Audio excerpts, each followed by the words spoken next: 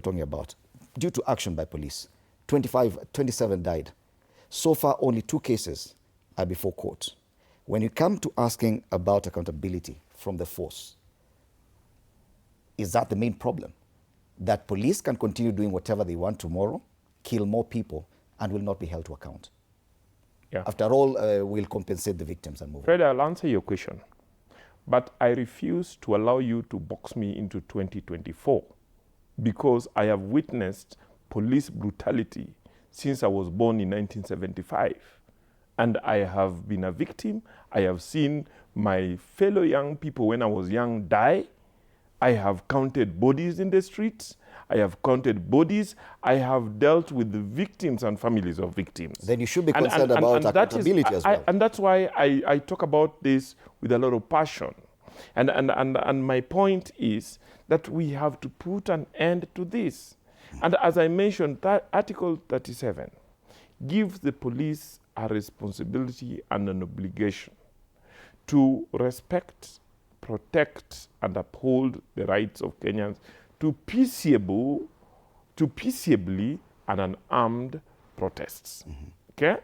It does not, the question is, how would the police do that?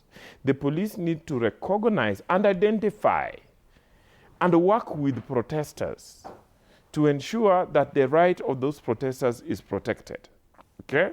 How will the police do that? By the protesters identifying themselves, working with the police, and ensuring that anybody who is not part of the group is then identified, called out, and taken into police custody, so that the sponsored goons by politicians do not take it, turn it violent, and then blame government. Secondly, that anywhere where there is, excess use of force, okay, and excess of use of force would be dependent on the context of the use of force, would then be investigated and action taken. And why am I talking about context of the use of force? Because I think it would be wrong to tell our children that it is secure to get into a crowd that is mixed with goons, who will, stone cars, who will, light bonfires, who will loot shops, who will breach parliament and breach police stations, and then that they will walk back home safely. It doesn't happen that way. Earlier you mentioned that there were mistakes made. Allow me to finish. You'll finish. Earlier you mentioned that there were mistakes made. Yes. Were there mistakes made by police?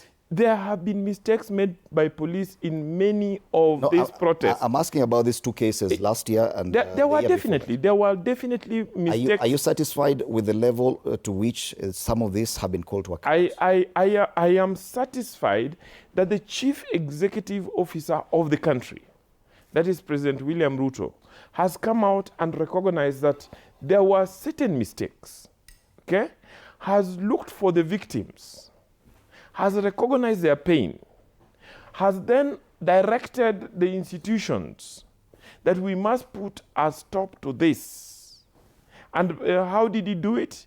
He simply did, it's not just about identifying a police officer and punishing. We have done that. It is about institutional reforms.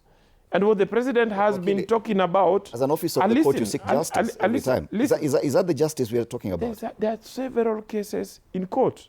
I mean, accountable, there are 2 cases. In Kisumu, the victims of protests in 2022 in Kisumu just got court judgment. And the president repeated, and the Kenya National Commission of Human Rights emphasized, and the Chief Justice emphasized, that reparation is not covering up. Reparation is the beginning of recognition of pain. The process of accountability still stands, okay? And accountability can never be erased even after 100 years. That is why some of us, I am working on a constitutional petition to take the Kenya government, and as I talk about Kenya government, I am hoping that we will hold posthumously the first president of Kenya, who allowed his bodyguards to mow down in bullets 140 people in Kisumu in his presence. And then he defiantly said on microphone, and it is recorded, that nitasiaga kama unga. And he did killed. Okay? Once we are done with that, I am also hoping that we will take further and more, and that even the president who is still alive, President Uhuru Kenyatta, we will take him to court and hold him for the killings in 2013, in 2017. Will you do the same for this ones? Yes, for 2024 and 2025? At least President William Ruto has come out and recognized. If President Uhuru Kenyatta is to come out and recognize that my government made a mistake, yes, and that and that I join the current president, that we must find victims not only for 2024 victims, but also for victims that my government killed in Kisumu. I think we're still going back to politicians. My question is about police. My question is about police and the police action we anticipate tomorrow. And police, I have talked about accountability for the police, exactly, not just the politicians. And the accountability would be carried out in a reformed institutional framework. So what we need to be pushing is a reformed institutional framework. And I've said, and I know I've said it here before. At one point I met, she was then PPO. She later became the deputy IG, Mrs. Kaindi. And I was protesting about killings of young people in Kisumu and police raids. And you know what she told me? She told me, Mr. Nyamori, I agree with you. But unfortunately, what you are telling me is not what these officers are trained at Kiganjo.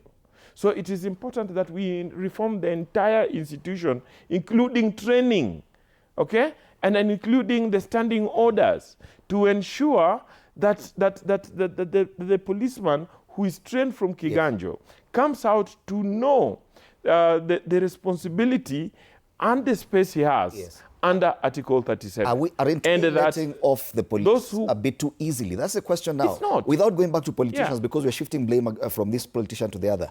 I'm talking about the officers on the ground who are going to take that action. They are the ones who give us this reason to have an anniversary for victims of police brutality.